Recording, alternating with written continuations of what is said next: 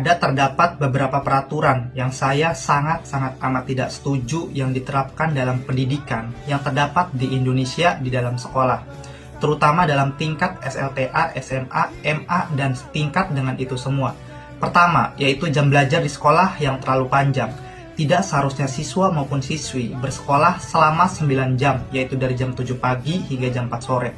Seharusnya siswa maupun siswi cukup hanya belajar formal di sekolah hanya 4 jam saja dalam per hari, yaitu dari jam 9 siang hingga jam 1 siang.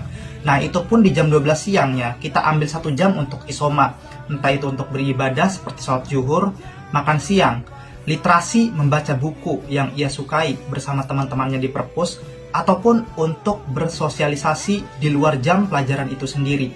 Jadi artinya hanya cukup belajar 3 jam saja secara teori di kelas dan 1 jamnya lagi untuk bersosialisasi dengan teman-temannya.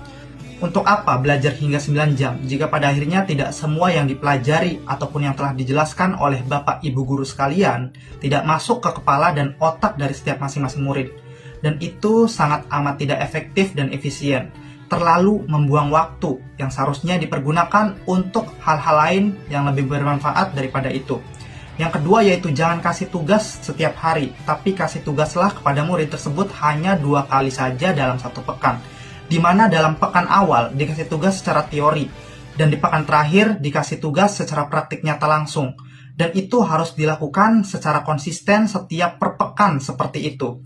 Dan yang ketiga, seperti yang kita lihat secara real di lapangan, semua murid harus belajar dan bisa dalam 16 mata pelajaran, sedangkan gurunya hanya mengajar 1 orang guru 1 mata pelajaran, dan itu sangat amat tidak make sense.